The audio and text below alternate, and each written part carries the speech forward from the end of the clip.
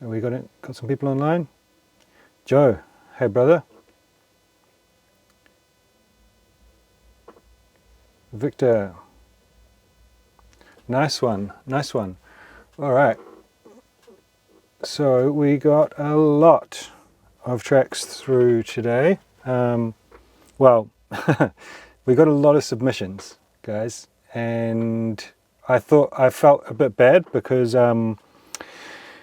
I think there were like 35 or 40 people who sent tracks through, and like literally almost half of them either had like a link, they'd put a link that wasn't like the private link to SoundCloud, it was just a link from, they just copied the URL, so when I click it, it doesn't go to the track, or it didn't have downloads enabled. So on the downside, those people miss out. On the upside, I was feeling a bit bad because there were going to be a bunch of people that didn't get their tracks through. But it looks like pretty much everyone who did it properly will get listened to. Fingers crossed. So, enough of that. You know, we live and learn. Hopefully, hopefully people can figure it out. Oh, it is how it is. Anyway, let's just jump in and start from the start. Right. Dose in sight. Let's go.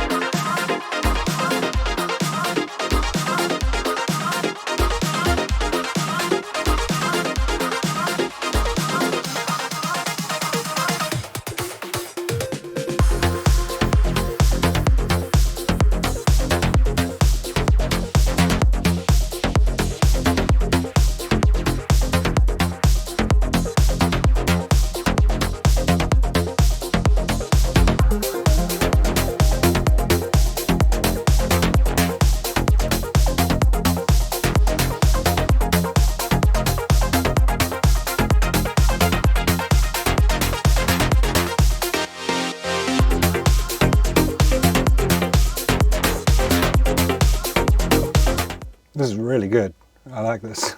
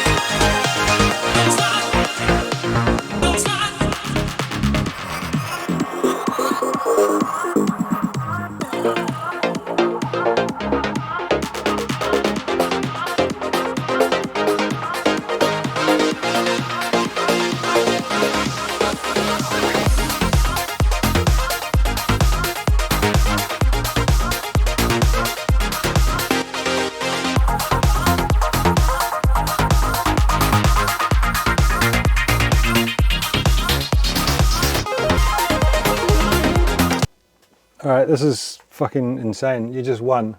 Like, I think you just won the track feedback. Yeah, that's really, really, really good. Super impressed. I don't know, I wish I could write tracks like that. The mix obviously is a bit all over the place. I think if that was like mixed really, really tightly, that would just be an absolute fucking bomb. I don't know, or like, my advice for you on that is like, get it mixed. Don't stress about doing it yourself if you don't feel like you can live up to, if you don't think that you can like get the most out of the track that it deserves, if you can't get the most potential out of it, then get someone else to mix it. But get it mixed down super, super tight and get it out to some labels, man. It's fucking sick. Yeah, it could be a mix thing, but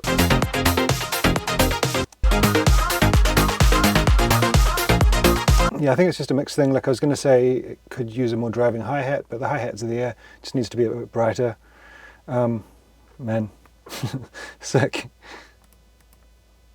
All right, Luca Pensa, you got a lot to live up to, dude. Let's go.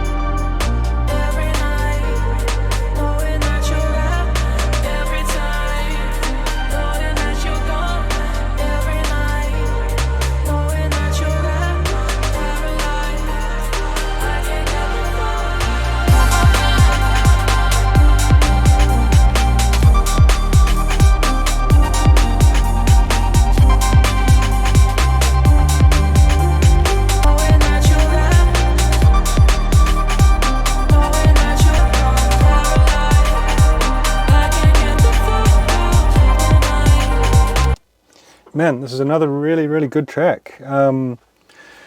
What can I say? Victor Nova said the instrumental is too good for the vocal. I tend to agree with Victor. The vocal's okay, but I think you could have something like pretty epic there. I think it's a really cool instrumental. The vocal kind of works, but I don't think it's, I think there's more potential to be had out of the track. Someone asked if I can turn up the mic. It's actually up as loud as it goes. Let me just try something and see if I can get it a touch loud. No. I can try and sit closer. And I just changed the headphones. I had a problem getting those wireless ones connected, and it just sounded a bit weird. Sorry, I. Thanks for the headphones, but yeah, they didn't win this time. Yeah, man, this is really, really, really fucking good. You've sent in quite a few tracks over the last wee while, and the level of production has gotten really, really good. I think, you know, for this style, I think to level up, I think you could, and make your track stand out, I think like getting some vocalists on board could be really, really good. Something like jumping on Sound Better. It's a website where you can kind of contract like session musicians or vocalists or mixing and mastering engineers. But there's a lot of like really professional people on there. It's quite expensive, or can be quite expensive, but I think you can. It's like one of the places where you can get the best results. You can obviously try something like Fiverr for a vocalist, but it's a fucking minefield.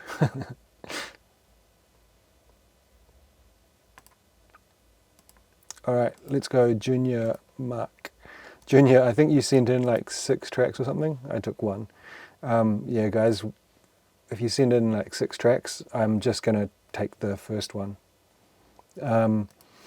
Or if you send in more than 1, I'm just going to take the first one because, you know, we want to make it fair and then have everybody have a go. Anyway, let's jump in.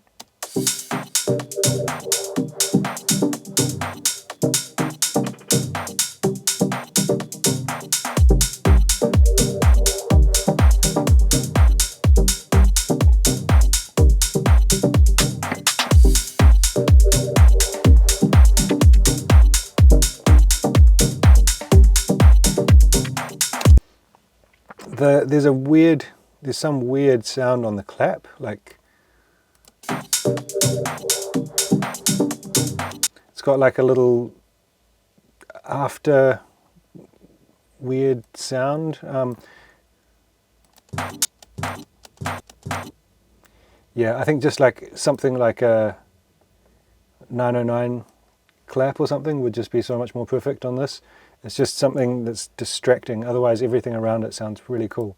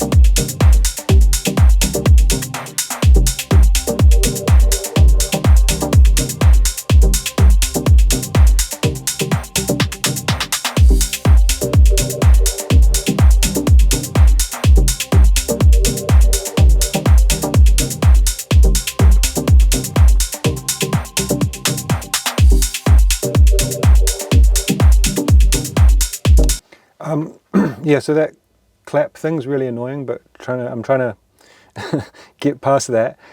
There's like, it's cool that you've got these little bits where you drop out the kick and you have a crash and stuff, but it's pretty repetitive in there, and I think you could just have like even a few little percussion things that happen, you know, once every couple of bars, or, you know, so maybe like something that happens every bar, something that happens every 2 bars, something that happens every 4 bars, and that just kind of extends out this loop that you've got there, and it will just also add some kind of ear candy and some depth to what you've got going on. Also having a bit of movement on the synths would help. But in general, it's like a really cool, deep groove. Everything works well together, apart from the clap, obviously, in my opinion.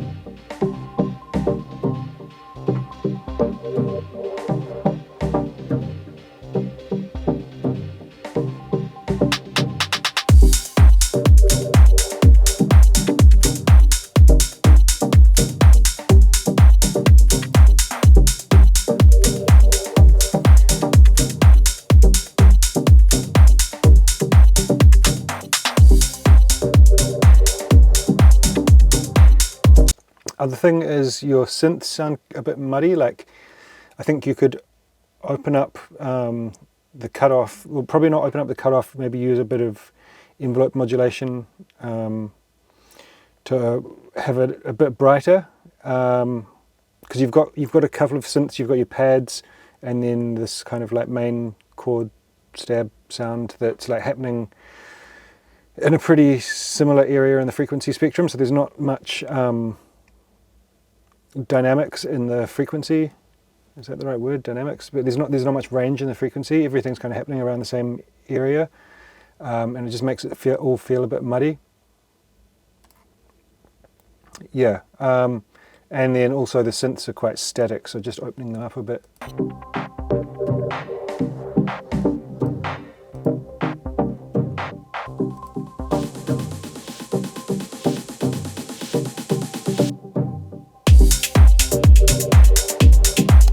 Yeah, so I mean, I think my general feedback for this is like, it's really solid. It's cool that it sounds very like concise in terms of like, you've got this cool idea. You're not adding in anything too wacky or too out there. You're sticking to the plan. I think just starting to work the arrangement a bit with some with some automation and just getting things changing up a little bit will be that's what basically from this point, I think, to take it to the next level, it's about arrangement and automation, and just getting some movement in there. It's also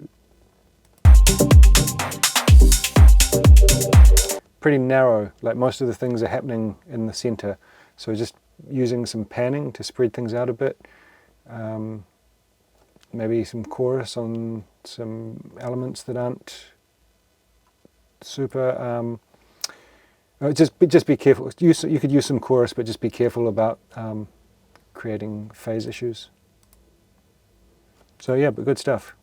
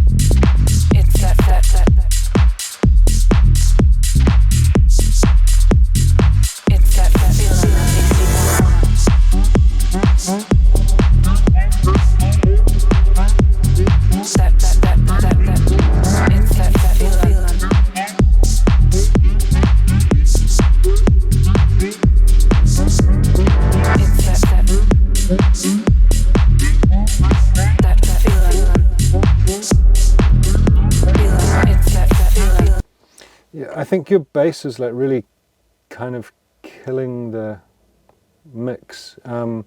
It's like you've got really, really loud bass and the notes are quite long, so it's like running into the kick and it's just kind of overpowering everything. It could just be a mixing issue, but yeah, then your hats, like your open hat, is like very, it's almost like shakery. It's like it's very, very high, like there's not a lot of body to it, so it kind of the track feels like it should be a kind of peak time tech house thing, but it feels, the combination of the vocal doing this like dubby type thing, and then the hat not really having any body, and then the bass is almost kind of sucking energy out of the track because it's like overpowering things. Yeah, it's not quite working. I think if you just kind of go back to basics with it a bit, like I think it could work. It's just the way that you've got all the elements together at the moment isn't. It's like it's lacking energy.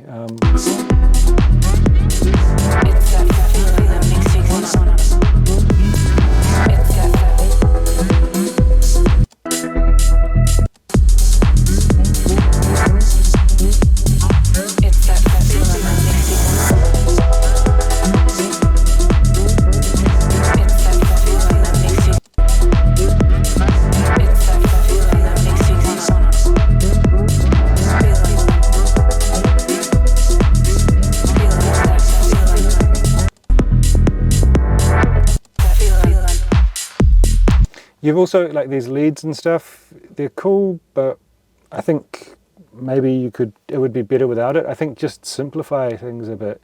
Make sure you've got this really solid foundation on your drums and bass, that you're like, that basically for like a tech house thing like this, you want your kick, clap and open hat to be just super on point, and then the bass to be kind of grooving between the kick, and then everything. Then keep it pretty simple, you know.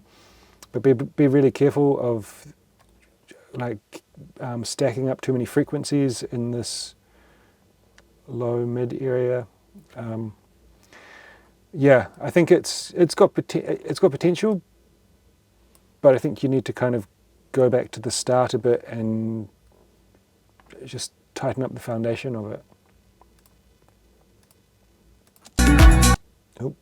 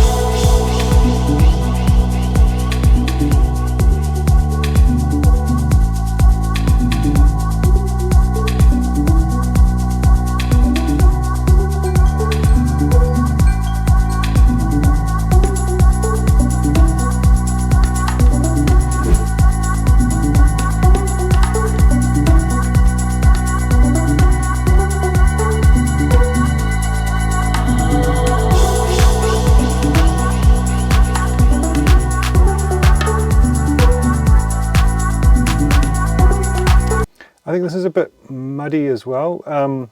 You could increase your kick a bit, and with like a sustained bass line like this, I think you want to have quite a bit of punch on the kick so that it comes through, so something in the high end, so maybe layer it with a bit more click. It also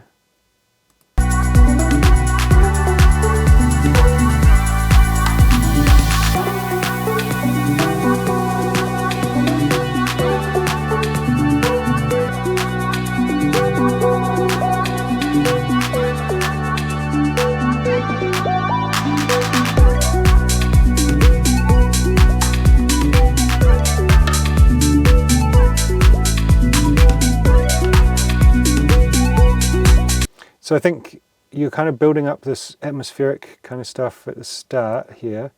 I think after that break, you want to really drop it into something that's a bit more clubby, so like pull back on some of those melodic elements, and just really, yeah, let it rip, I think.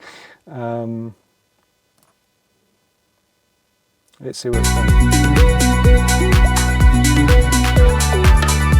This pad lead kind of thing that you've got happening that's following the bass is really cool. Works really well for the track. There's these kind of like arpeggio type things that aren't, I don't know, they're not working as well, I think.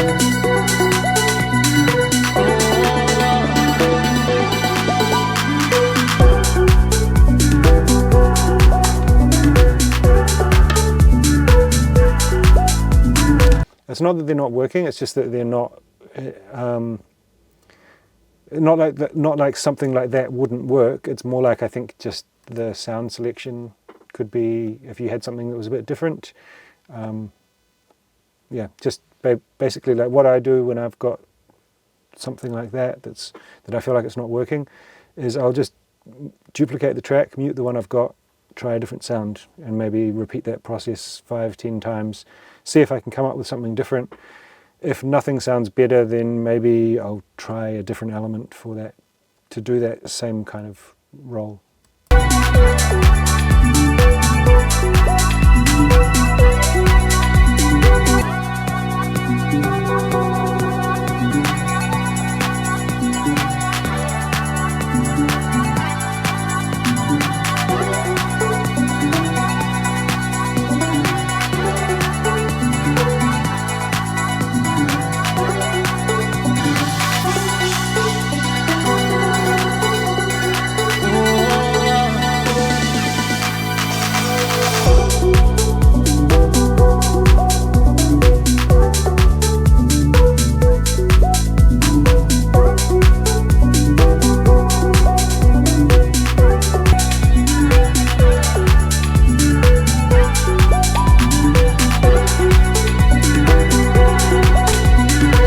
Yeah, it's kind of like you're stacking up more and more elements doing similar things, but I don't know that they're really working. I think, yeah, just kind of like keeping it simple and making sure that you've got the right sounds in there that are really working together. It feels like maybe things weren't quite gelling, so you decided to add some more things and some more things. And that, in my experience, never really leads to a great outcome. I think you've got a cool vibe. The chord progression and stuff works. I think if you can figure out a way to do more with the basic elements of the track, like get your drum groove working. I mean, the drum groove's fine actually, just get the kick punching a bit more, get it feeling a bit energetic, then bring in the bass, get that working. Maybe that could be a slightly better sound as well. It sounds a bit weird in some places. And then those leads that come in, pad lead things, sound really cool. So once you've got that all working, then that's like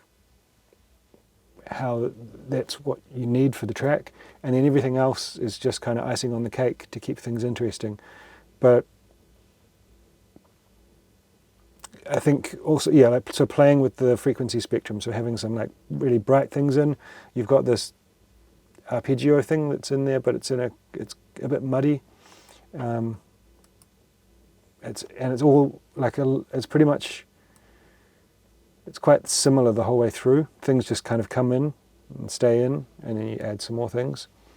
So just creating a bit more dynamics in the arrangement, bringing things in and out.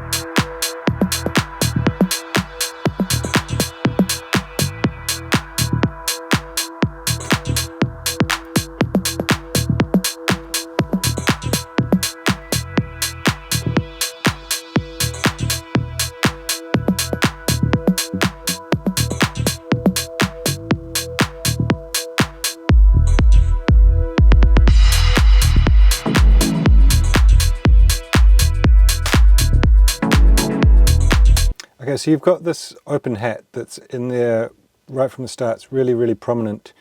And I think if you can have, maybe layer it with like a closed hat, and have the closed hat in from the start, it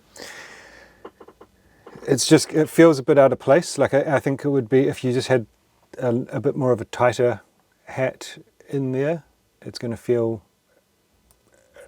a bit, everything's just going to kind of gel a bit nicer.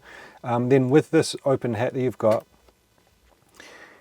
because it's so prominent, I think it needs some movement. Like it's just really there, very repetitive down the middle. If you can play with like note lengths, a couple of like really easy little things you can do is, what is it?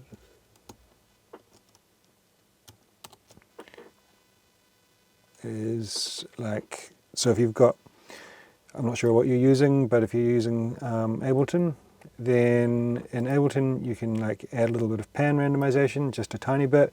You can go turn on the LFO, turn that to random, and then go to controls, go to pitch, put that to like 1. So you're just changing the pitch a little bit of each note. You can add in a tiny bit of velocity randomization, something like that. And then you've just got this open hat that's like, you're not even going to notice that it's changing, but it's not going to sound exactly the same every single time. Then in your MIDI, you can have like a short note on the first half of the bar, then a long note, short note, long note, short note, long note, something like that. Creating a little bit of variation. And then when you do that throughout a bunch of different elements in the track, it just becomes more interesting. But yeah, especially, if you're going to have a prominent element like that, it becomes very obvious when it's not changing at all. And the open hat does sound a lot better in context with once you've brought in the kick and the other elements here. So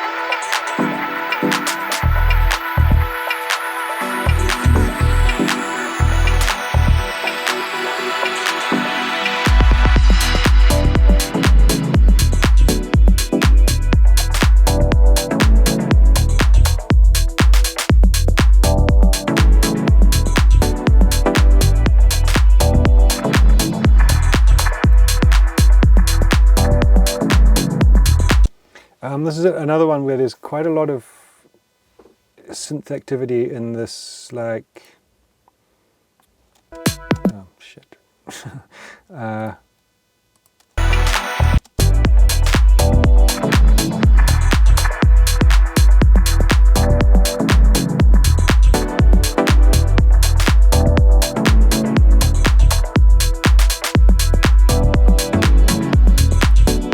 you've kind of got these, what you're trying to do there with the call and response type of thing with the two different synths is, it's really good. But the sounds that you've got there that are doing this kind of call and response are very similar to one another.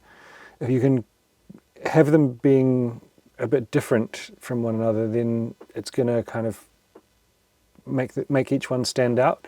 When the sound sources are too similar, everything starts to blend together. Another really cool thing that you can do is have like one be a synth sound and one be like a percussion sound or something like that.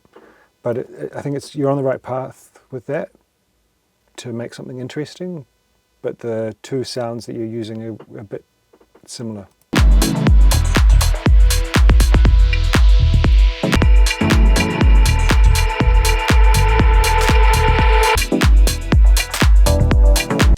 Yeah, but really nice vibe, and so you've kind of nailed the vibe. It's like I think you're trying to go for, like this kind of chilled, rolling kind of thing.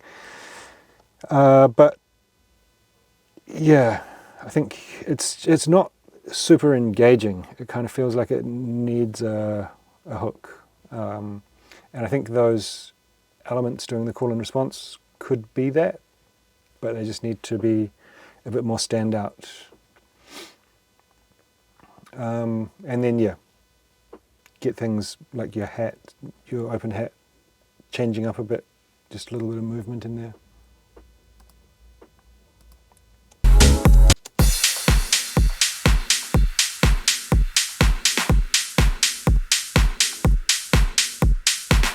You got a lot of reverb on these drums, DJ Jack Cameron.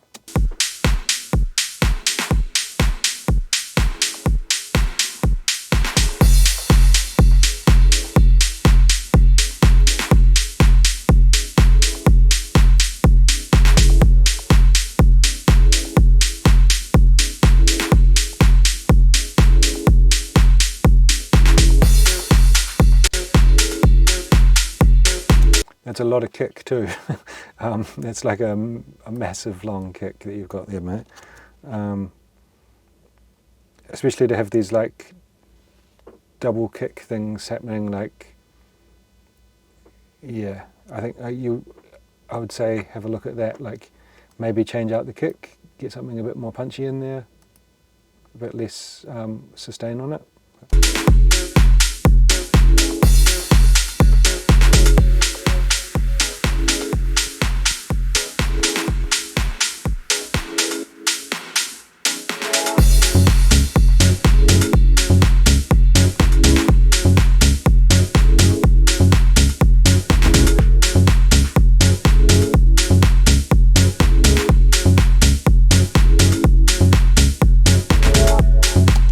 Yeah, I mean, the low end is a bit crazy. Like, it's all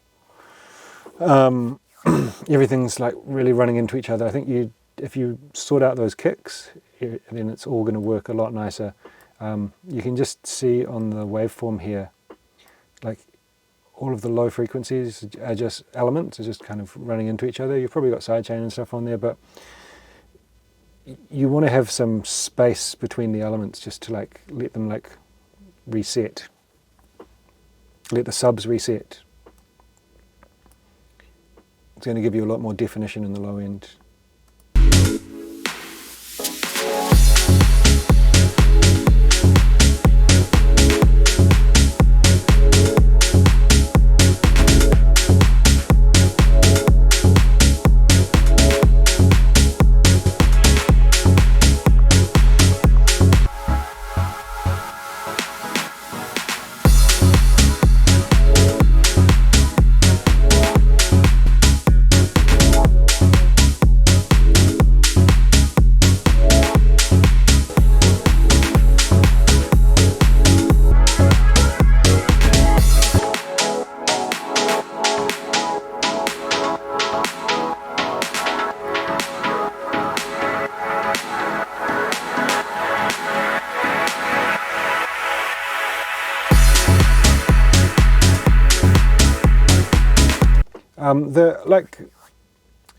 The track's quite linear.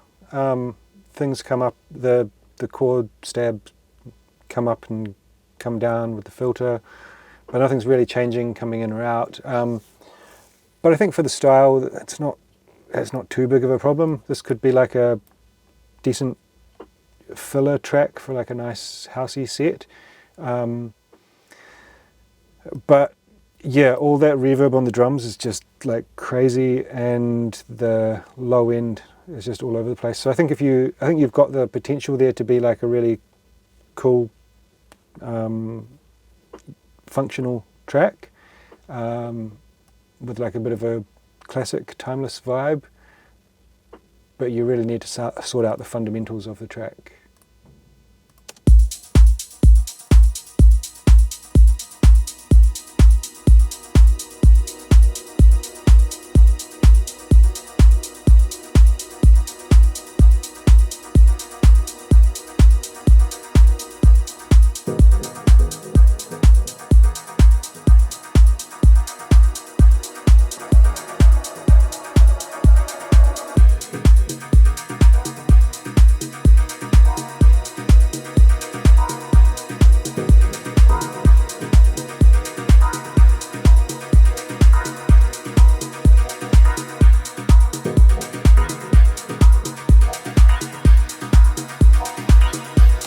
I think this pad that you've got in there, this kind of like, sounds like it's around like kind of around about 2 to 4K.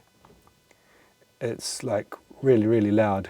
I don't think it, maybe it's going to work later in the track, but definitely not from the start. It's just kind of like distracting me from this like really fucking cool groove that you've got going on there.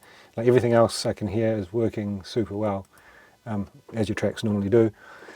But I think, yeah, I'd either just mute that or maybe just wait till later with it.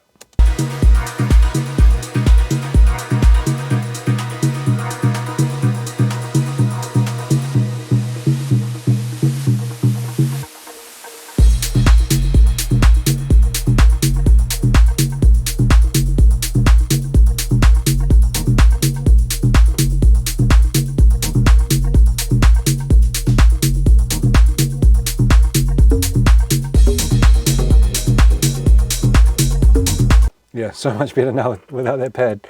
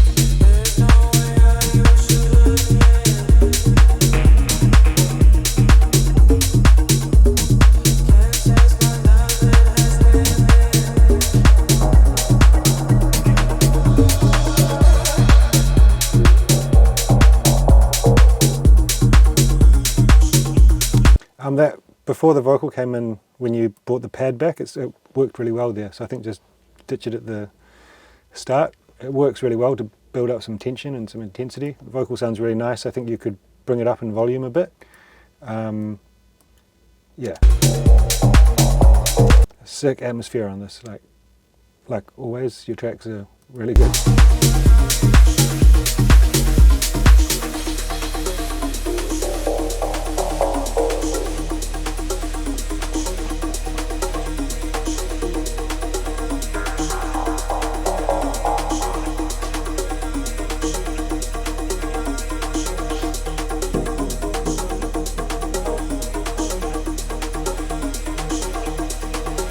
Yeah, I think ditch the pad, man. Or maybe if it was a different sound, it could work.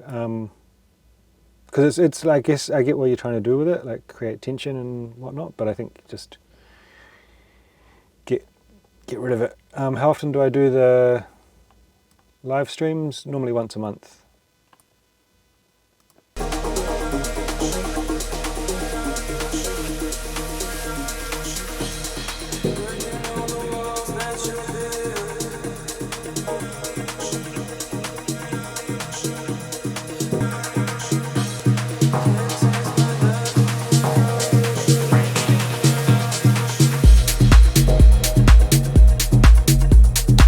This is really, really sick. So get rid of that pad and it's another bomb. Rajesh just signed, how many tracks was it? Like 10 tracks to Valiant, which is an Australian label, really cool Australian label. I did a remix for them earlier in the year, run by The Journey, who are really awesome Australian DJ producers. Jacob Malmo and Tom. What's Tom's last name? Tom Evans. Jesus. All right, yeah, really cool guys. So check out their label. Check out, keep an eye out for Rajesh. He's got some amazing music coming out soon. Yeah. Get rid of that pad and you've got another bomb on your hands, bud.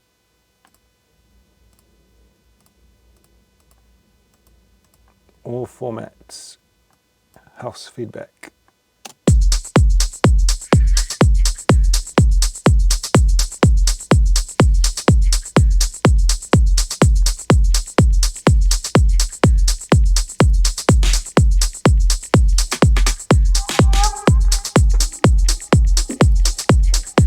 Sounds like you've got reverb on your kick.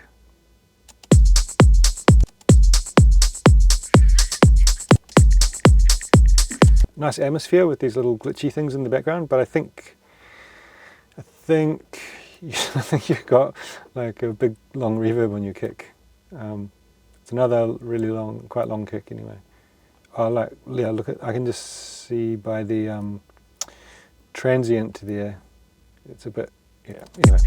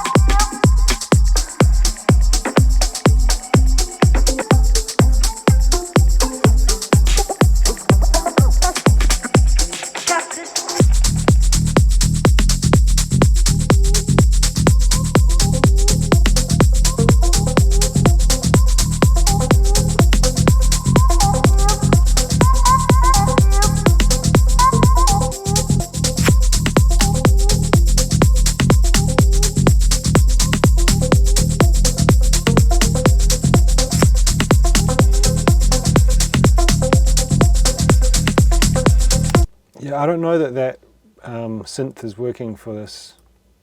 That it's kind of like a, I don't know, it feels just a bit out of place. It's kind of like, I don't know, 2000s Eurodance kind of sound.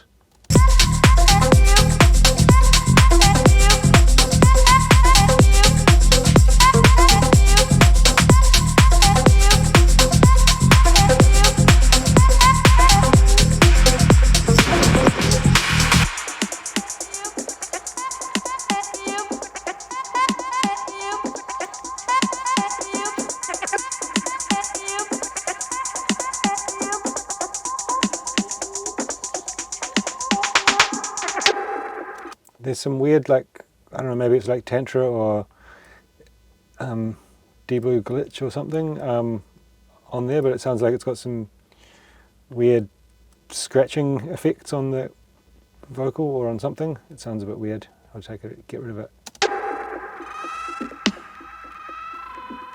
Nice.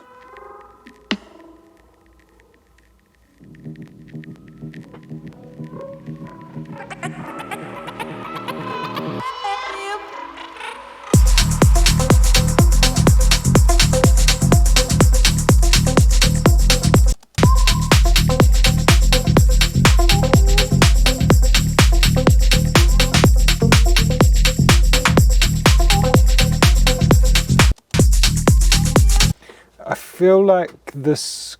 I'm struggling to figure out what you're trying to go for with it. But I think if the bass line was had a bit more movement in it, it could be like a cool kind of minimal deep tech style bass line.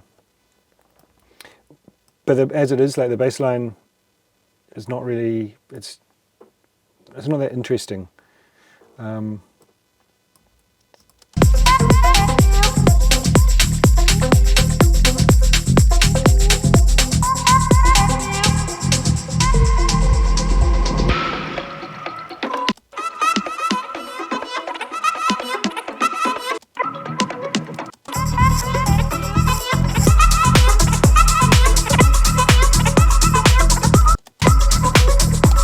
Yeah, I think it's cool that you've tried a bunch of stuff in here, but I think this one's a miss. Don't mean to hurt your feelings, but I think you got to try different things, and certainly not all mine are hits. Most of them are misses, but you just go back to the drawing board. All right, let's have a go with Carom Puff. I will say all formats, Good on you for sending it in though, bro.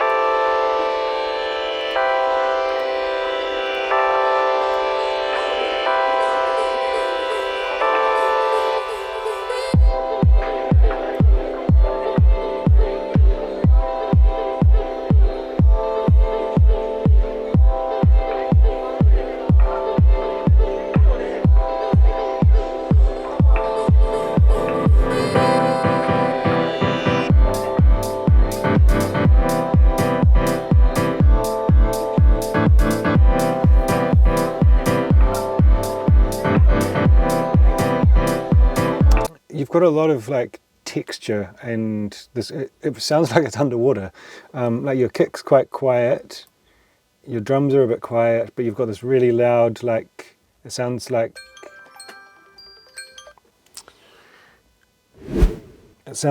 people kind of talking.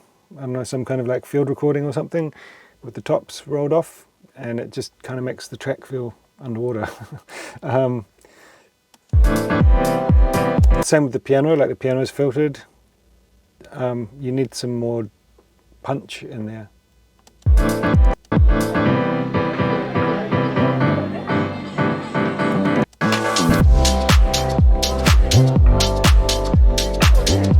There we go. Yeah, I think, I'm not sure what's going on here, but it's not quite working for me. Here it sounds really cool.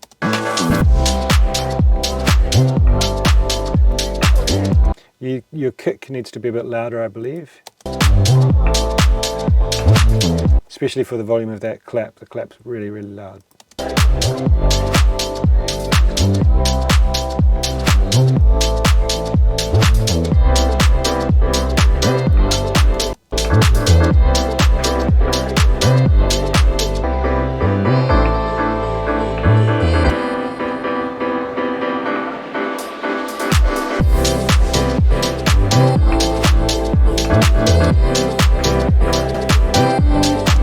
Yeah, I think this is got a really cool vibe. You've done some interesting production and stuff in it. But I think it's another one where you want to just like nail that foundation, and then everything else around it is a win. You've got the elements there. You just need to get the balance of your kick, bass, and drums, and piano right, and then bring everything in. Bring the other things in so that they're not overpowering that kind of solid foundation of the track. Then I think then it would be easier to tell whether or not it works. I think, or then it would be a matter of like figuring out how to make it work.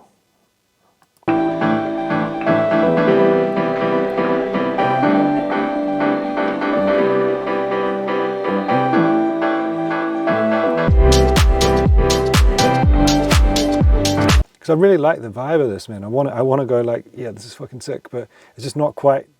It's not quite working. The drums and stuff sound really cool.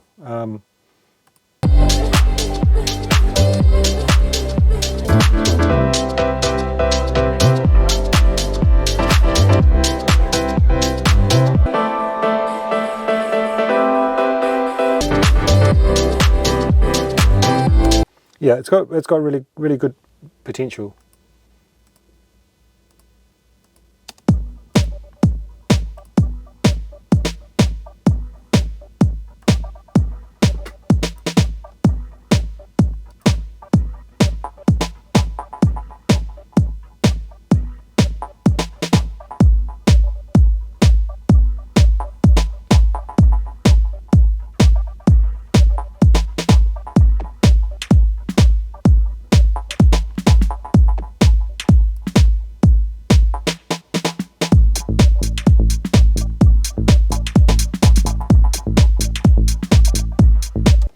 These like delayed, glitchy background sounds that you've got are not grooving with the kick and bass that you've brought in, which I imagine is going to throw the whole track off.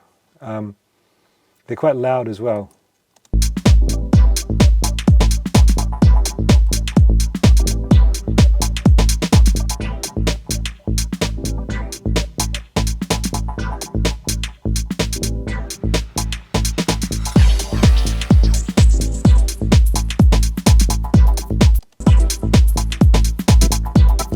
That kind of lasery, resonant stab that you've got happening on the downbeat,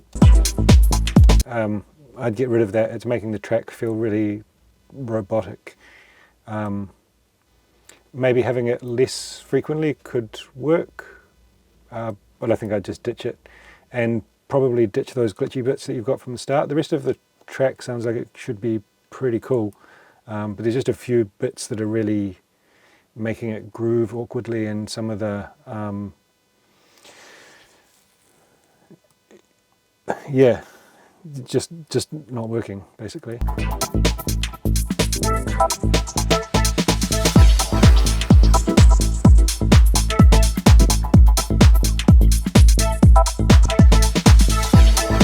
Yeah, I'm going to double down on what I just said. Get rid of that glitchy shit from the start, and that pew stab, and I think you're probably gonna. It's probably going to be good.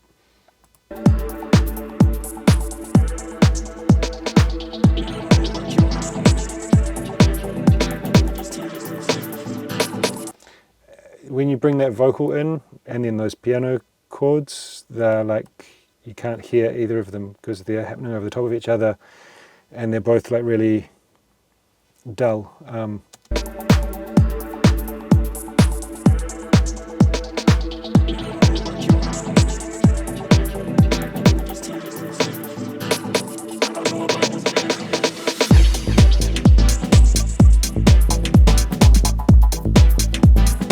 Those pianos are a vibe. That stuff from the start is still pissing me off.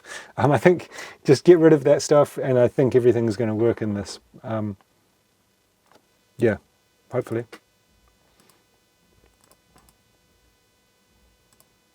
Aaron Hedges, 25 years making house and techno. Sick, brother. Committed.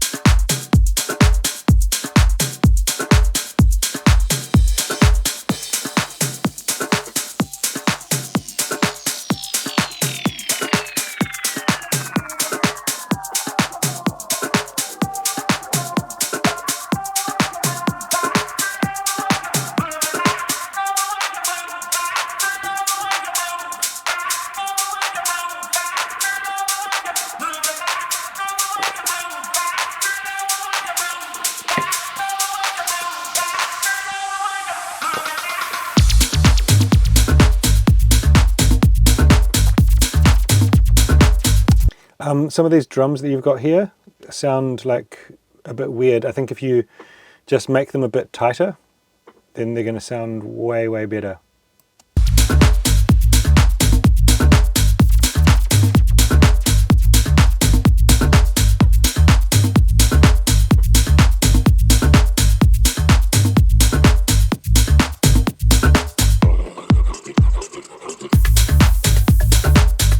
Yeah, they've got this kind of like 70s, 80s Caribbean like limbo vibe or something. Like, I don't know. The drums, I mean, the rest of everything else is really cool.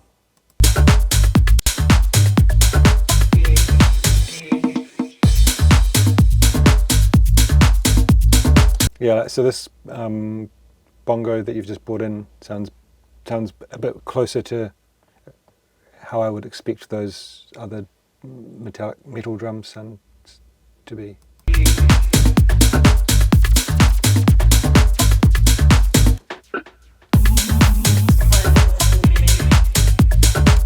cool effects on the vocal.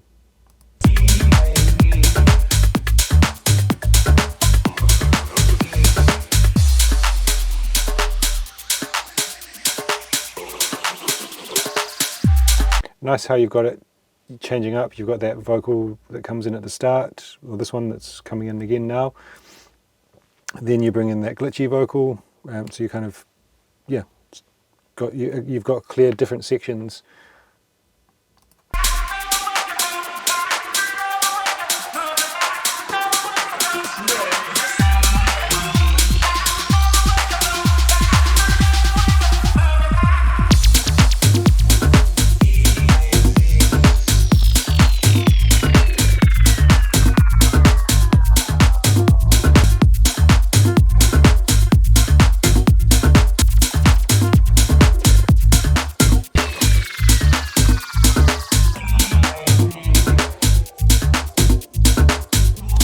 Some of these like pitchy effect sounds that you've got, I think with these kind of things you want to be careful. They can sound a bit cheesy. I think there's more elegant ways to do this kind of stuff, but for this style of tech house maybe it's not a problem. It's just my opinion.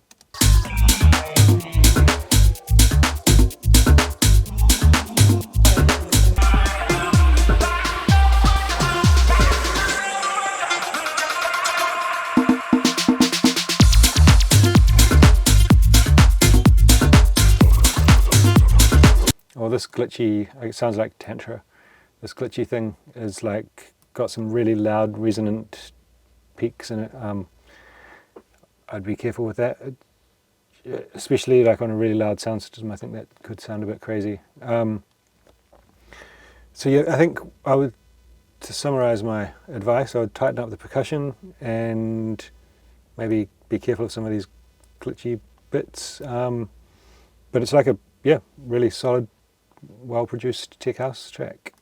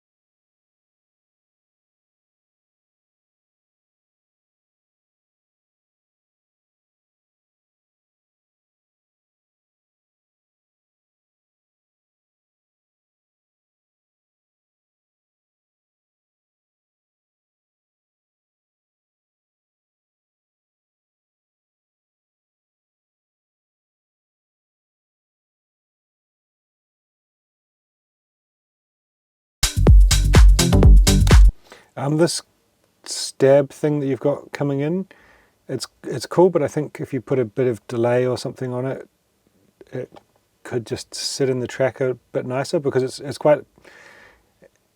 mixed quite loud, which could be totally cool, but it just sounds a bit dry at the moment.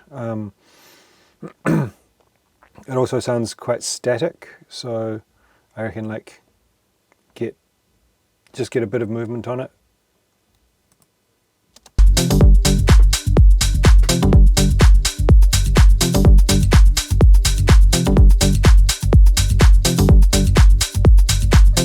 You're probably going to do this, but also having something to do a call and response with it would be like really good.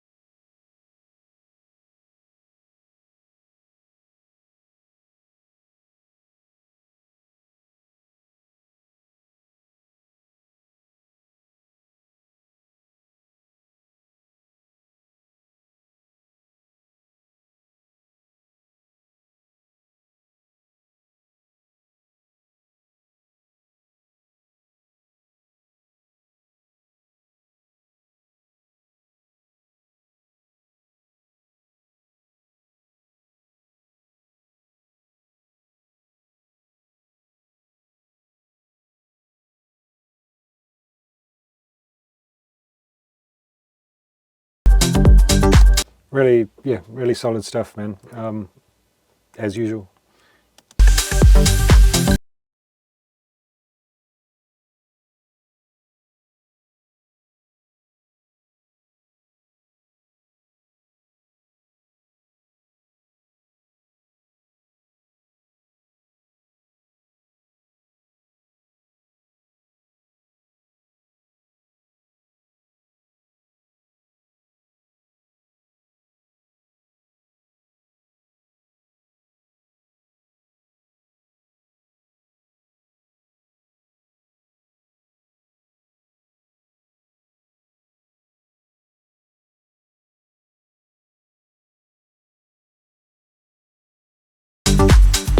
With that sound that's just come in, this like, I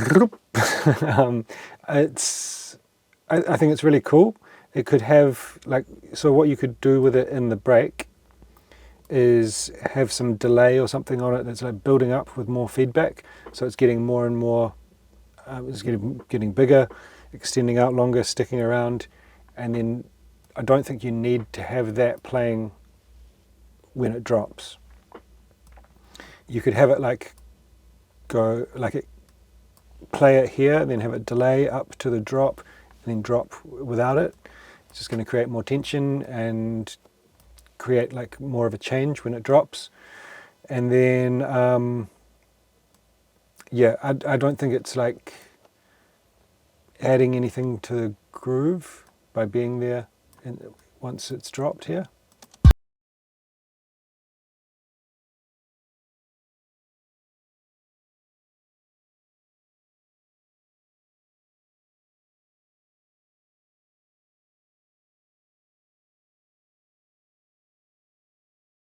And then you could have it come back again here, right?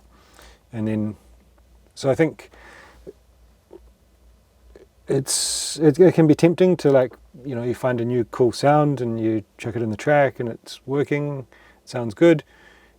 It can be tempting to like use it more frequently. But often, especially just depending on the sound, often it can be like cool to just use it a couple of times, leave the listener wanting more. But yeah, really good stuff, man. So for anyone who's watching, I do mentoring with Downpour. He's an amazing producer, and we're just working on getting him signed to some sick labels. And so one of the feedback thing, or one of the things we've been working on is like stripping back his tracks to focus a bit more on the core elements. And I think you've done a really good job of this. You haven't added too much extra shit, and you've kept things like very reserved, and just like with the vocals, they're not happening all the time, they're just happening where they need to be. And I think it sounds really good, really polished. I would just do the same thing with that synth, and yeah, just instead of like having it play more, work it more, like have it do more when it's happening, and then use it to create like these moments in the track, because I think it definitely works when you bring it in here.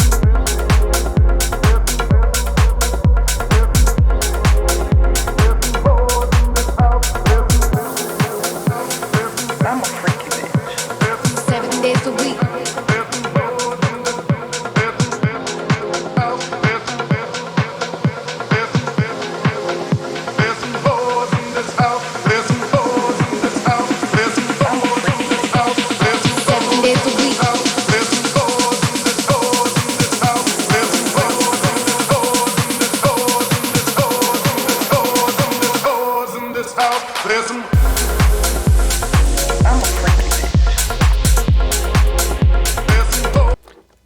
Interesting what you've done with the trying to like have the whores in this house vocal and then the I'm a freaky bitch vocal. I don't know. Maybe it's just a personal taste thing, but I've never really liked this vocal. I think it's kind of But anyway, it's also like a vocal that's very well known, used a lot.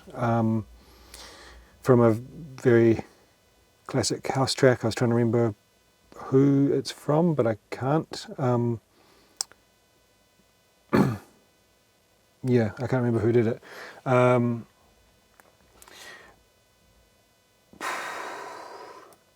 don't know. I find it just a bit, the vocal, I find it a bit obnoxious. And it's like, to have that vocal, you kind of want it to be like a really pumping, energetic track, and then you've got like this build-up that's for this big pumping, energetic track, but you've got these pad chord things that are just really deep and chilled and bringing the energy down. I don't know. I don't think the combination of things is working. 7 days a week. I mean, I reckon you could just ditch that Whores in This House vocal and Frank Ski produced the original track, right. Thanks for that, Aaron. Yeah, I don't know. The two just aren't vibing together, in my opinion. You could what I would suggest is like using the like 7 days a week vocal that you've got there. Do something like really work it, put effects on it, use it in a interesting, unique way, and just let the track do more of the talking rather than this like repetitive, overused vocal sample throughout the track. I am a freaky bitch. See, like that, just the contrast between this like massive 909 snare rise to dropping with the kick and these like very chilled pads, just it doesn't sound right. I am a freaky bitch. I'm a freaky bitch. There's some hoes in this house. There's some. I mean, I think just get rid of that what's it called? Frank Ski vocal, and then I think it could probably all come together with a bit of finessing. You're more than welcome to use those snare rises, but just please bring them down in volume a bit. Like they sound like they're for a peak time techno track at the moment. Yeah, just finesse it a bit.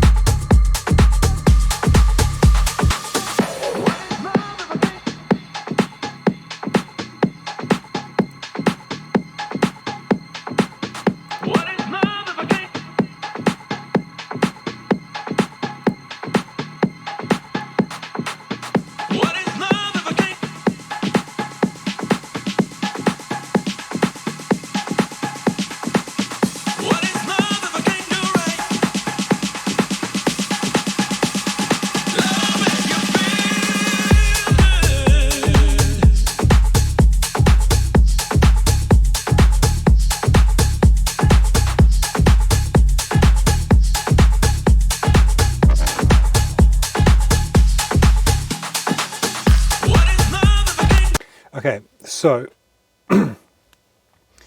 at this point, for me anyway, at this point this sounds fucking awesome. Leading up to that point, it just wasn't that engaging. It felt like it felt a bit dull, a bit uninteresting, but this vocal's really, really cool, in my opinion. And when you drop here and you have the vocal, it's got really good space in the.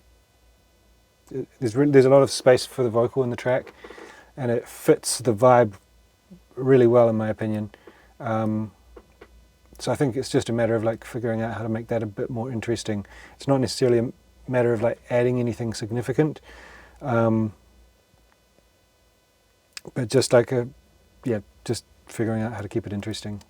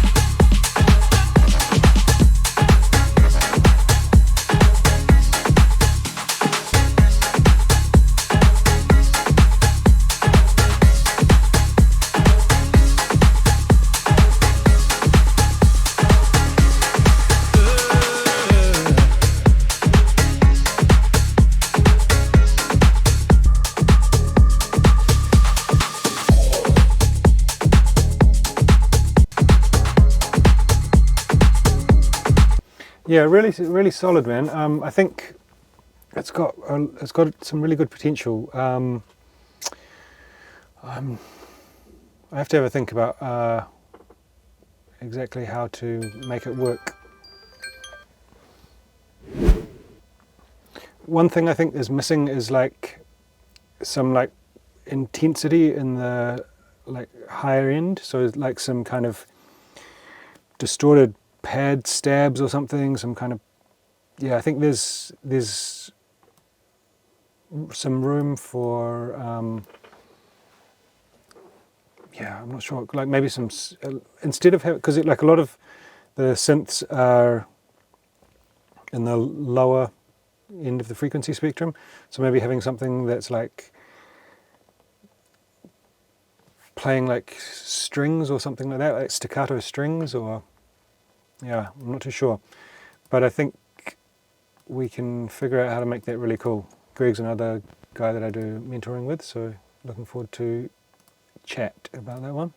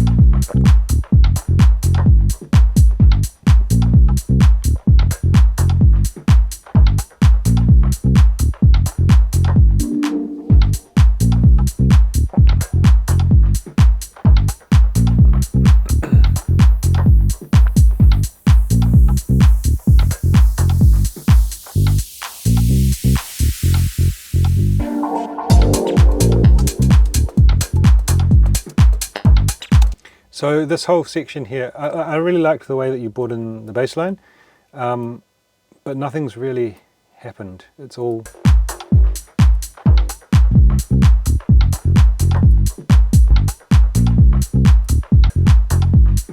And there's kind of like this like rattly thing, background thing. I just don't think it's working. It's just confusing the groove. It's also quite, it's a bit washy. Like I think if you're going to have something like that, you want it to be more plucky and short. It just, yeah, it sounds like there's just something weird going on. Almost like you're listening to a track and on headphones, and I can hear something that's happening outside of the headphones or something like that. Some texture in there could be interesting, but it really needs to work with the rest of the track. It's often better to do that kind of thing at the end, because then you can find something that really works with the core elements of the track, rather than... It can be tempting to do it at the start to get a vibe or whatever, but yeah, maybe taking it out, changing it at the end could be a good move.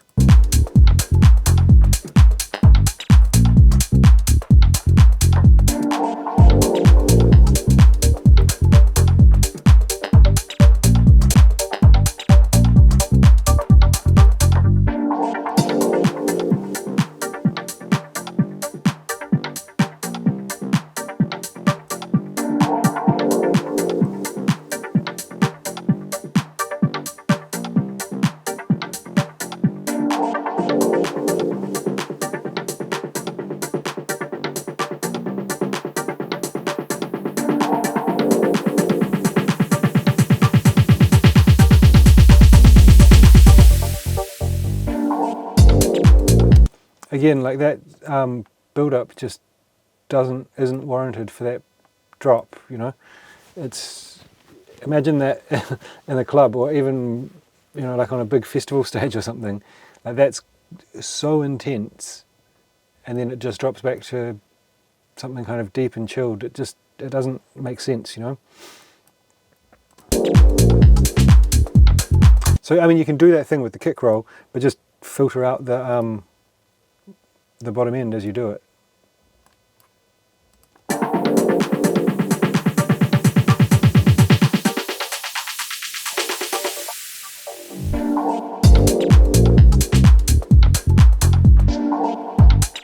Or maybe just don't do it with the kicks.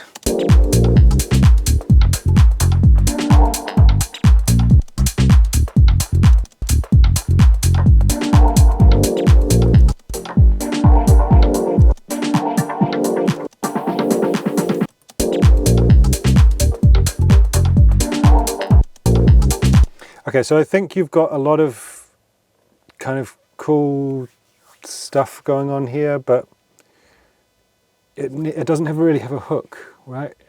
That can be, for this kind of music, you could get away with that if you're doing lots of really interesting kind of production and arrangement things.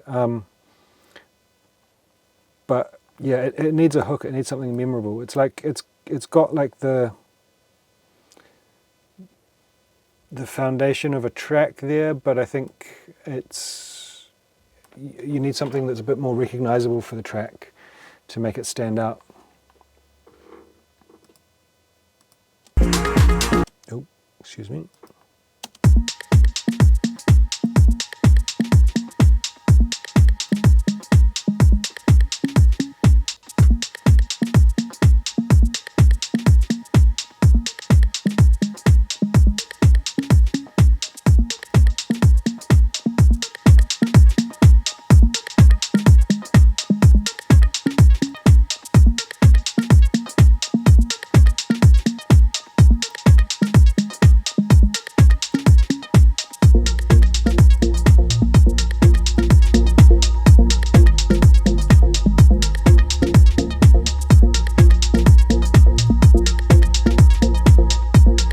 This like really whiny, high-pitched pad thing that you've got in the background there is just really not working.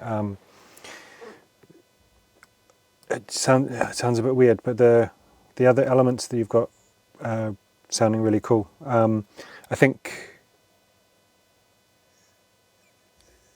yeah, maybe just something that's a bit more classic kind of string sound.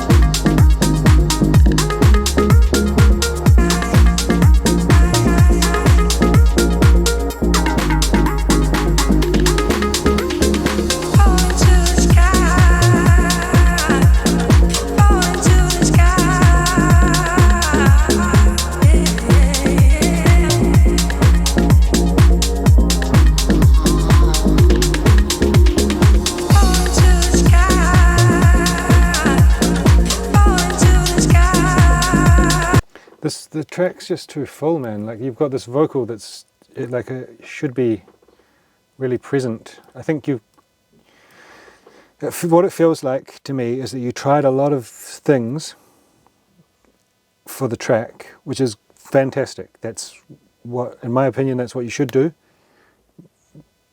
But then there's got to be a point where you decide what to take out, and things need space, you know. So I would go, a process that I often go through with my own tracks is like going back to the drawing board and just like, so I've got all this stuff that I've put into the track, and I'll solo the kick, the bass, whatever I think is the next most important thing, like the vocal, the probably in this case the vocal, and then I'll start turning on things and turning them on and off, like soloing them on and off, or muting them, and trying to figure out what is the least amount of things that I can have in this track to make it sound cool.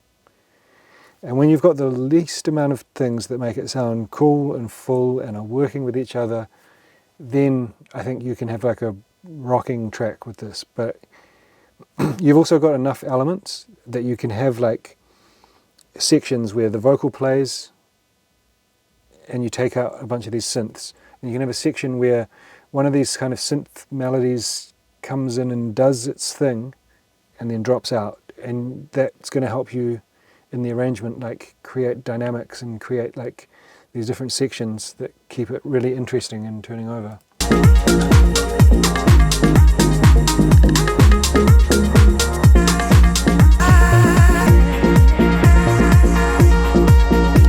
Yeah, there's too much stuff going on, man. I think it's got really potential to be a very cool track, but you just need to strip it back a bit.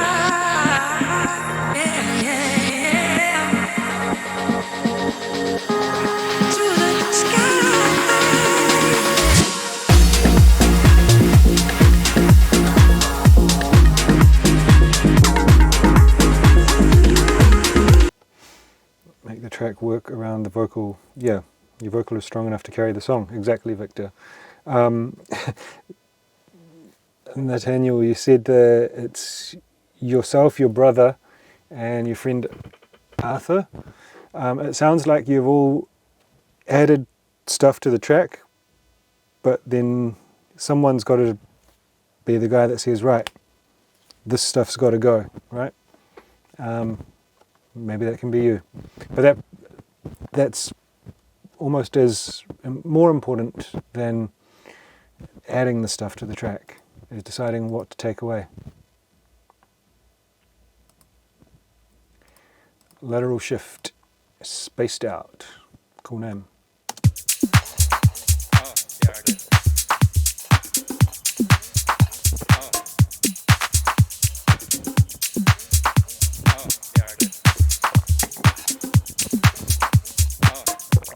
Yeah, we're running a bit low on time, so I'm going to have to start skipping through these tracks a bit faster.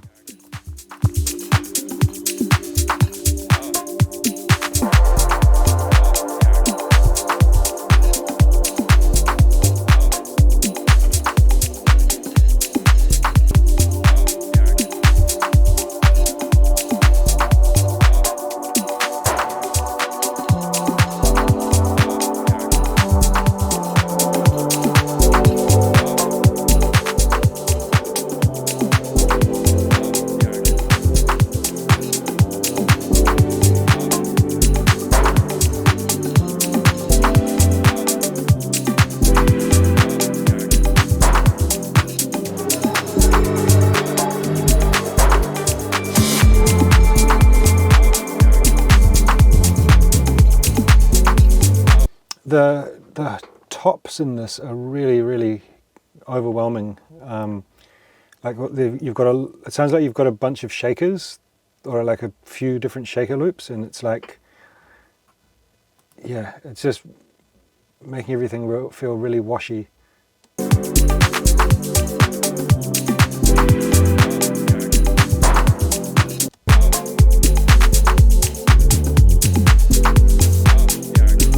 Yeah, maybe, I don't know. There's a few different things happening in the high end. It's not a bunch of shaker loops or something, but I think with every part of your track, you want it to be grooving and talking to each other. It feels like the highs are a bit disjointed.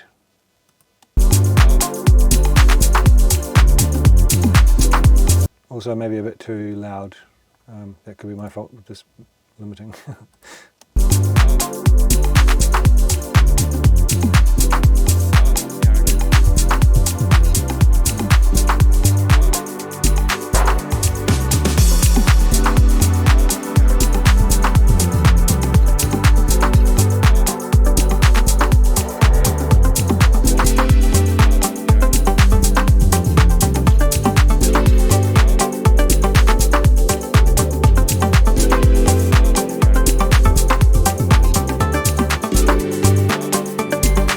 You've also got this vocal that's kind of happening in the background. It's like bringing down the energy a bit for me. I would try muting it.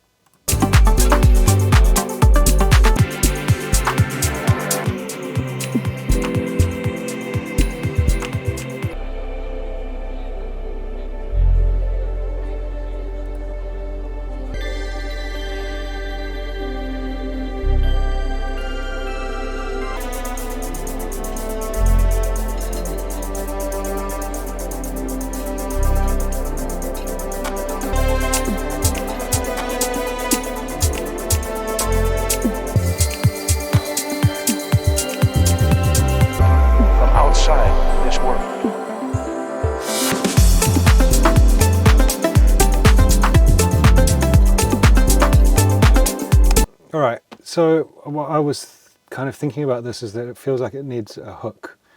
And this ARP that you've brought in here, that I think is what the track needed. It needs to come sooner.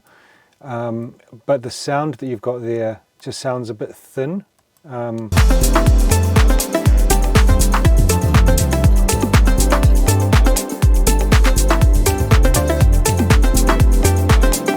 Yeah, I think if you have something, maybe you could have that, I don't know, it sounds like a sitar or something, have that, but then maybe have like a punchy synth underneath it as well, to layer it with. It's going to give it a bit more body.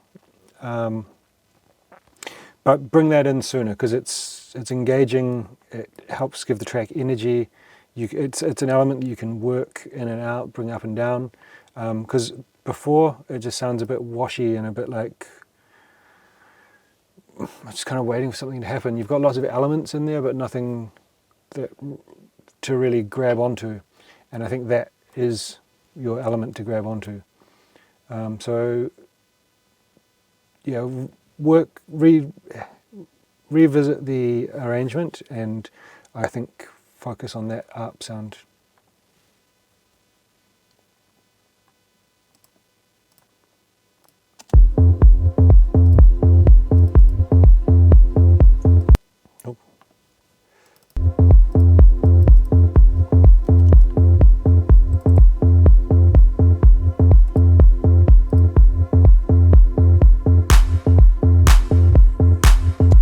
claps way too loud, and you've got like quite a lot of atmosphere going, which sounds really cool actually, going on in the rest of the track. But then the clap comes in and it's got like a different reverb kind of sound to it.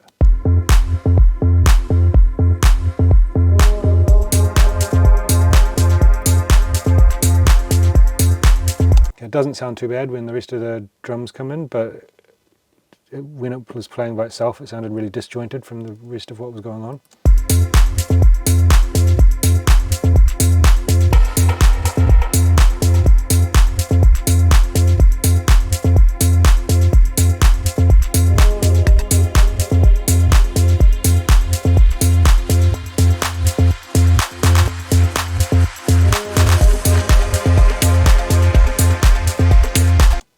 I think your bass is also maybe like 4 or 5 dBs too loud for what's going on.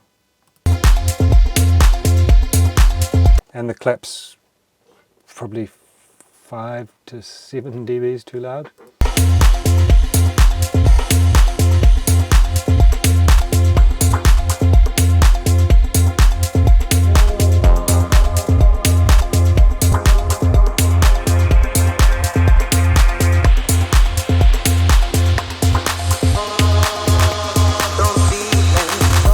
Vocals too loud. So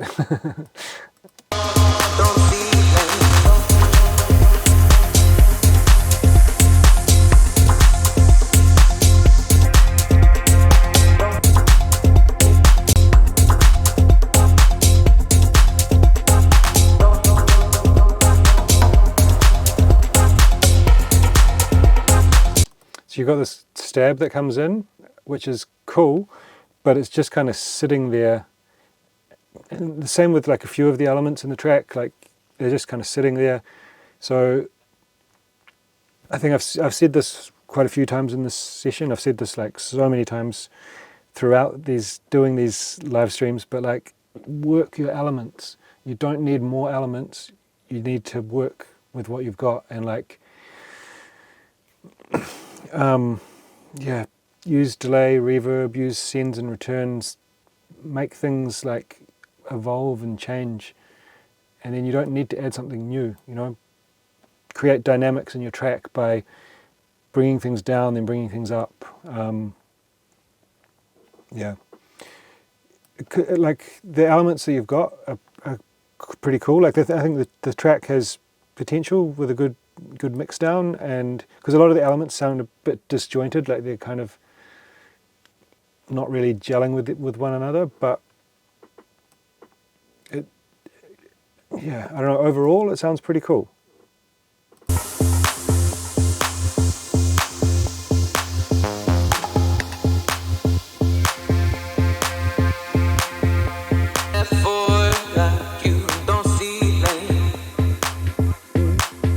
Again, with the vocal, man, put some delay and some, you know, make it sound cool and interesting and vibey. That's the style of the track.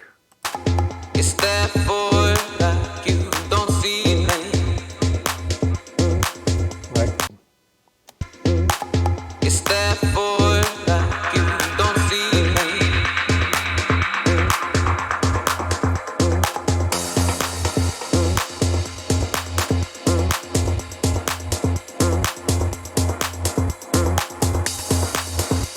There's something about the way you.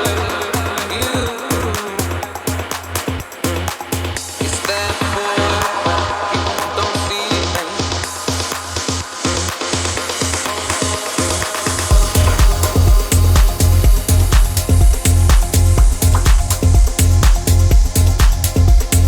yeah, I mean, I think you've got a cool idea there. I like the vocal hook, it fits well.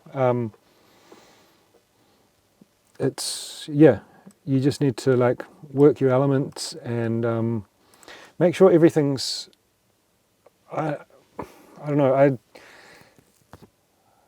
I always use reverb as send, so that everything sounds like together, like it's in the same space, and then you don't end up with things that have got like some weird big reverb on it, and then something else has got a small reverb, because like reverb adds a lot of character, and it also, you know, you have to, like if you take a step back from what it is, and instead of just listening to how it sounds, and think about what it's representing, what it's telling the listener's brain, it's talking about the space that the sound is in.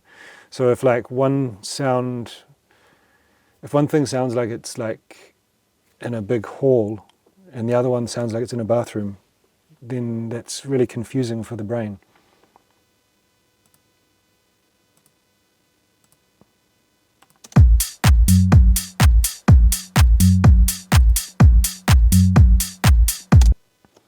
There's been some really weird reverb things in this session.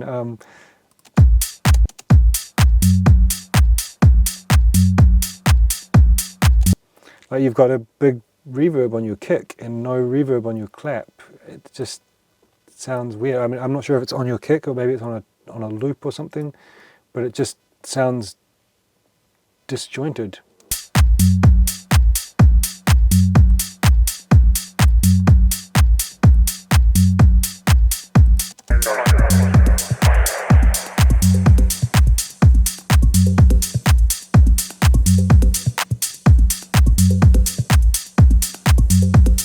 So if when this comes in here with these kind of percussion-y things, it starts to sound too much. But if you had like a nice tight kick with a very short snap on it, it was quite low. Like yeah, it would. Then there's space for all this other stuff.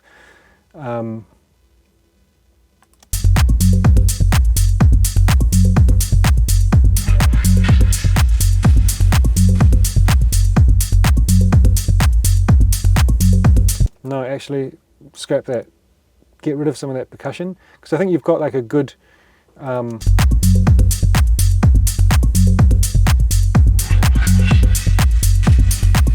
bass line and the kick and everything would be fine if the kick didn't have that weird reverb and shit on it.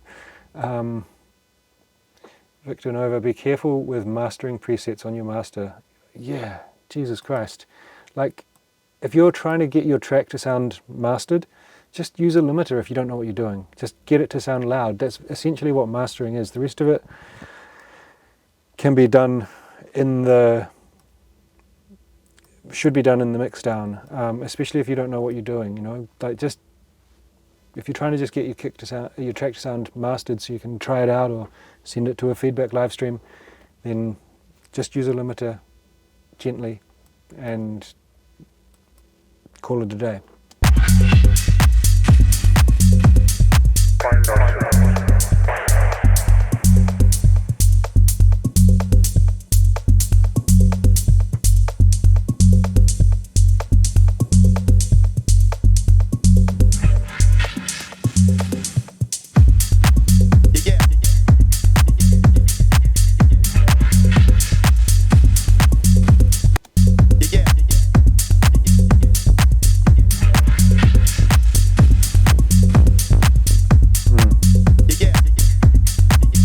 Another one, like the bass is like, I don't know, 5 to 6 dBs too loud.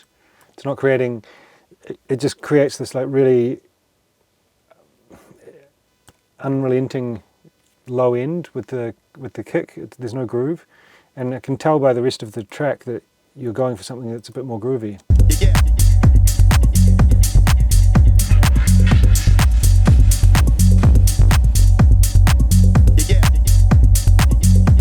I like that kind of vibey, reverby mid-range pad that's come in, but there's no space for it with that big kick reverb thing going on. Yeah.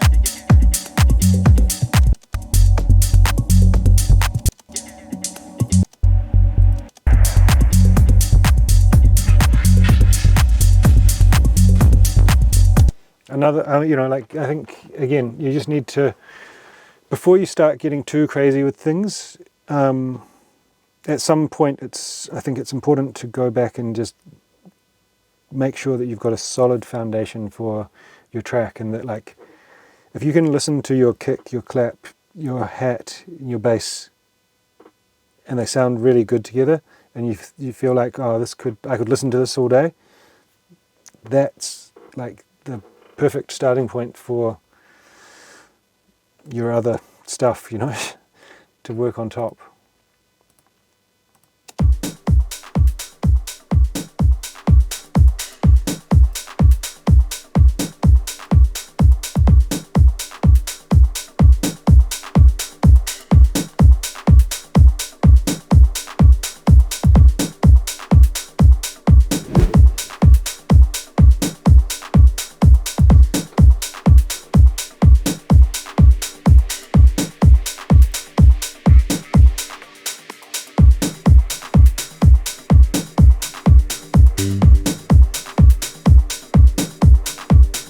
The kick sounds a bit dull. It sounds like it needs a bit of punch on the top end. I think it's also quite boxy, like if I EQ out a little bit here.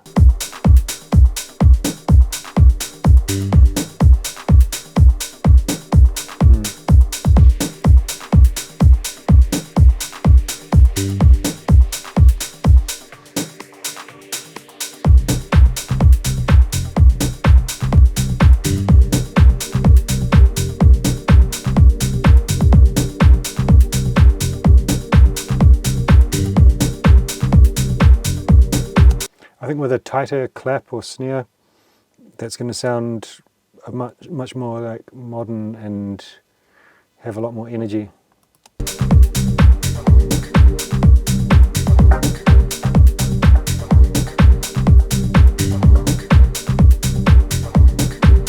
Or maybe even just bringing that snare sound down and layering it with a nice bright clap, and just pulling in the decay of that snare a bit.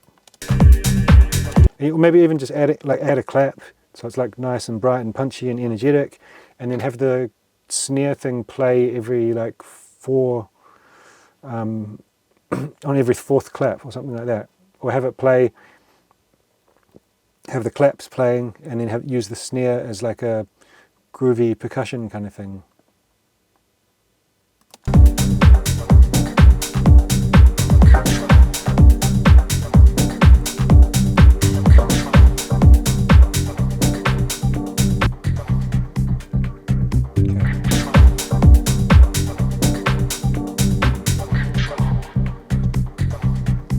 So I think you've got this really solid, energetic groove going here, and then when you take away all the highs in this break, you've also taken away a lot of all of the lows. So it's like, sorry, not like you've taken away the kick, and it leaves kind of like a hole in the track. I think you could keep some of those highs going, and then maybe use like a filter on the group or some volume automation on the group to like lower them slowly as you go through the break. It's just going to feel a bit less abrupt.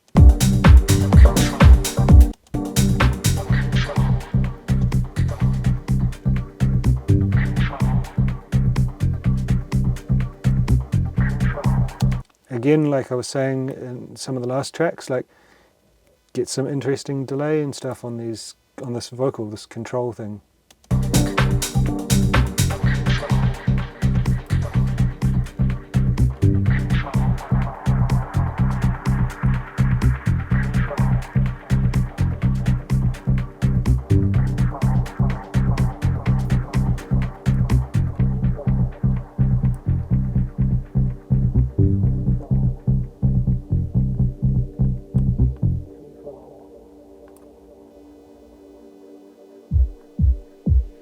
Right, so if you're going to do that and have like a whole bar of just silence, you then you owe it to the listener to have something really cool happen, right?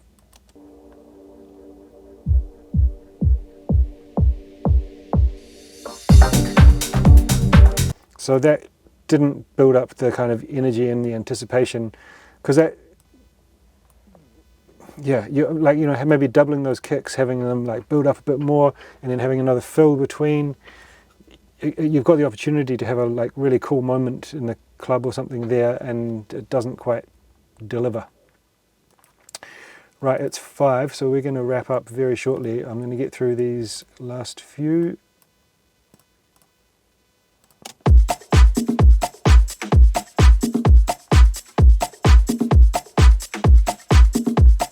Nice conga groove. I'm a big fan of conga grooves.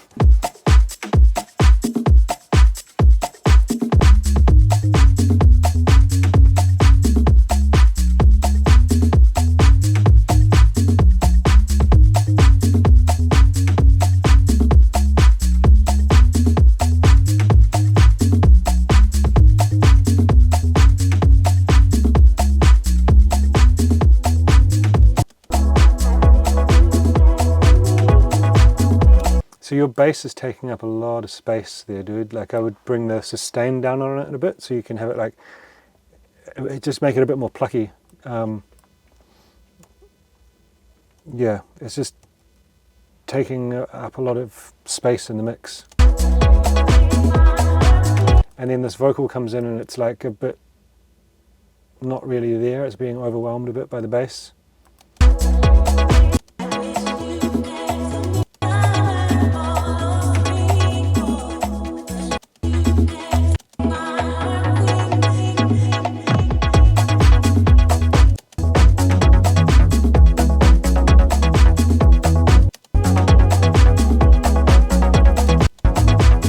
Yeah, the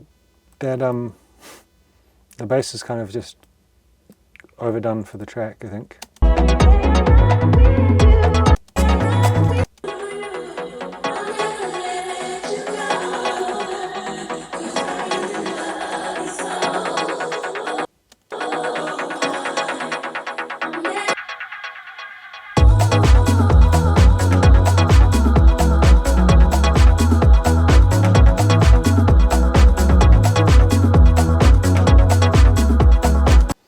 Yeah, I don't know. I think I'd sort out the bass, man. Maybe something that's a bit more, got a bit more bite to it as well. And also being such a prominent element, it doesn't really change too much throughout the track. So get some movement on it.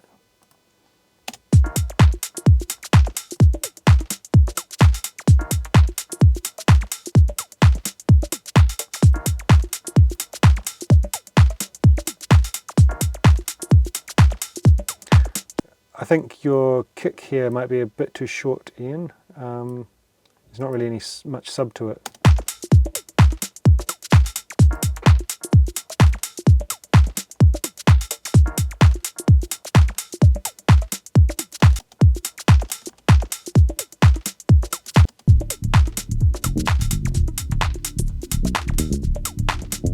Nice bass that's coming in. I like the vibe that you've got started. I like the vibe that you've got going on here at the start.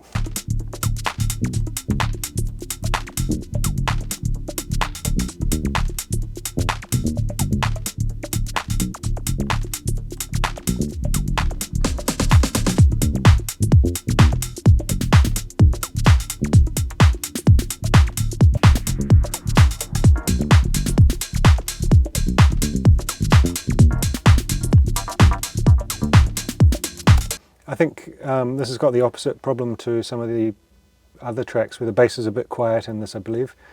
Maybe pump it up like 2 dB or something like that, but also having a kick that's got a bit more decay on it would really kind of help to make the low end a bit more solid in the track.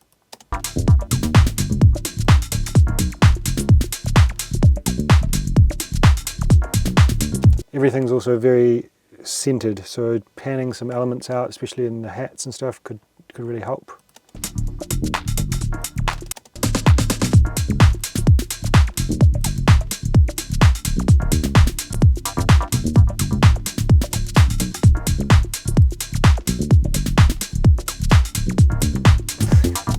Everything's completely mono.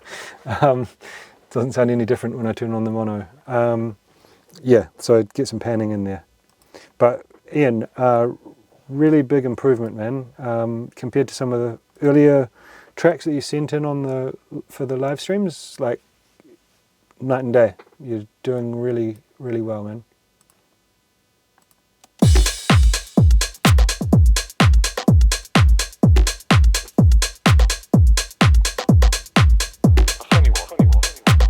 Now this one's a radio edit, so I always wonder about, about like this kind of stuff. Like for this type of music, radio edit, is it really that important? But anyway, whatever. Sounds really good from the start, really solid foundation for the track.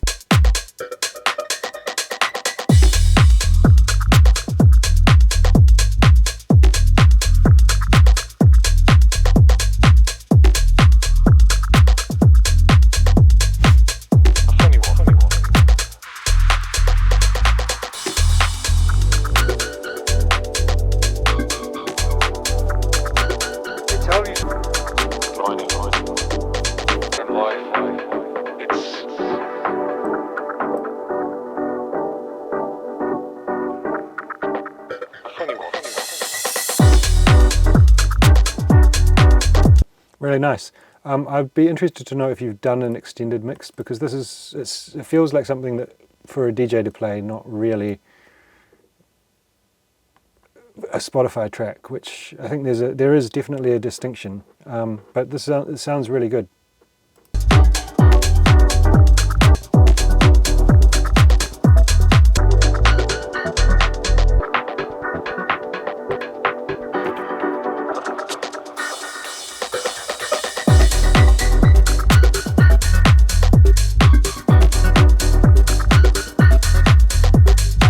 Yeah, this is really good. I just would be interested to know about the extended edit. But cool, yeah, great one. Now, I'm not sure how to say your name, Marlon. Anyway, she mentioned that she didn't want feedback on the mixdown, only on the melodic elements, because she would have the track mixed by someone, which is great. If you don't feel comfortable mixing your track yourself, get someone else to do it. You know, I advise everyone go do that.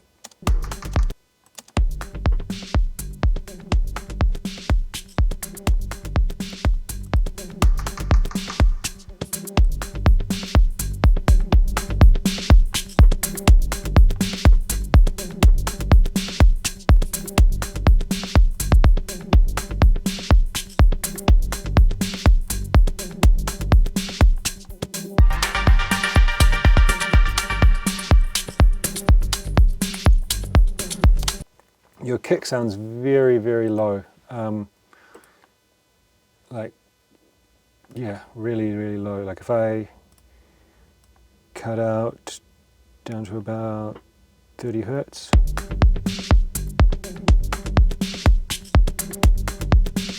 It's almost gone. And, you know, so that means that this probably can't be pressed to vinyl. And that a lot of club systems, it's not going to, that sub's not going to come through on. So I think it's, I don't know, it's something I hear a lot. I had a mix down this week where the bass line that the guy sent me was, the fundamental of the bass line was like 18 hertz or something. And it's just, yeah, it's not necessary. So yeah, look, I think the sweet spot for like kind of house music, like you're doing here, for the fundamental of the kick is somewhere around 50 hertz.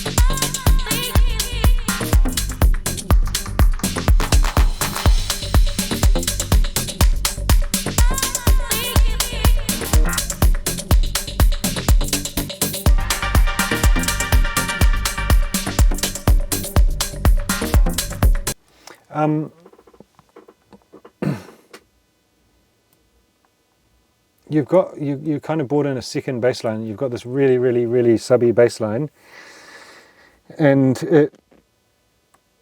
then you've got another bass line over the top, and I think it's simplify it. These like stabs that you've got coming in with the delay sound really nice, but I think the foundation of the track is not quite working.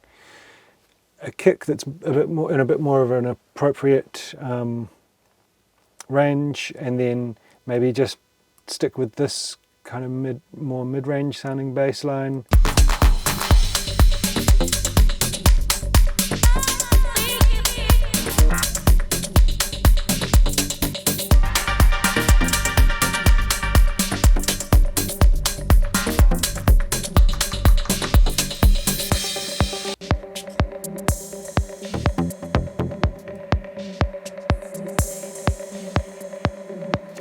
It sounds like there's a lot of details in this track without there being like a discernible hook that I can like latch onto, and it's like super memorable. You've done some really good sound design. Like I really like this synth sound that just comes in here.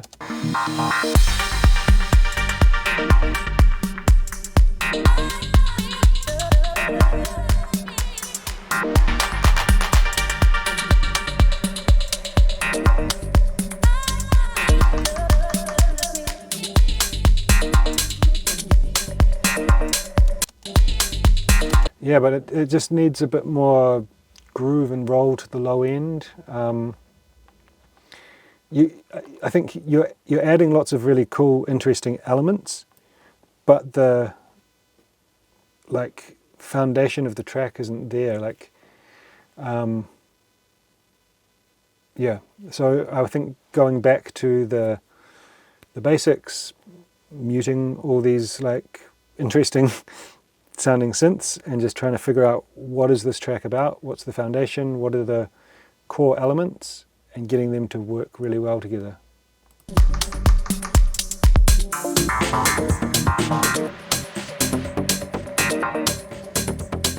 I mean, I would suggest that it's probably around this bass line, a new kick, get the drums like grooving nicely, and then figure out a way to like work that bass line, filter cutoff, effects, delay, reverb, automation.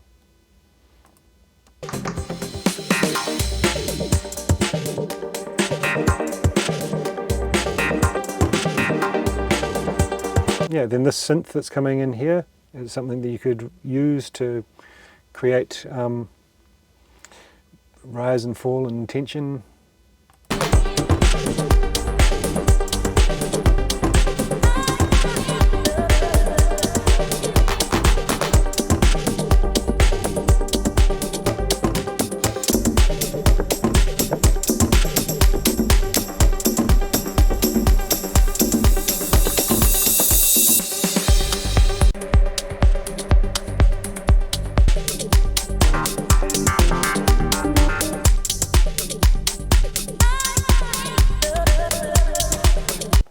Yeah, I mean, I know you asked me also to focus on the melodic elements, not the mix down, but there's kind of like, I've realized that as I've gotten better at mixing, it informs me what elements are going to work in the track, and like, so making sure that you have space in the frequency spectrum and the time for each element, so each element has their own space, and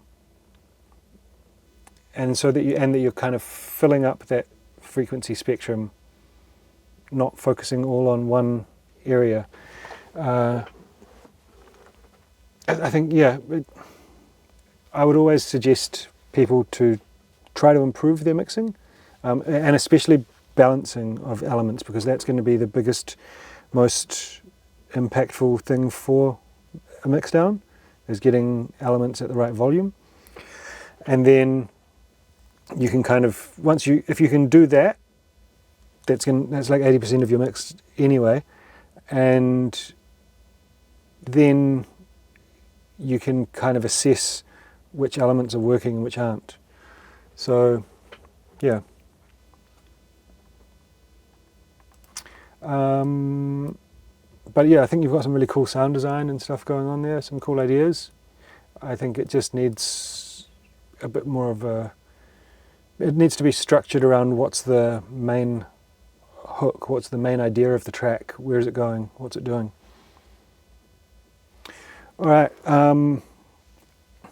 massive shout out to everyone who sent in tracks this week. Some really amazing stuff in there, like, wow, really hats off guys. This has been like, there's been some of the best tracks that we've heard this month, I think.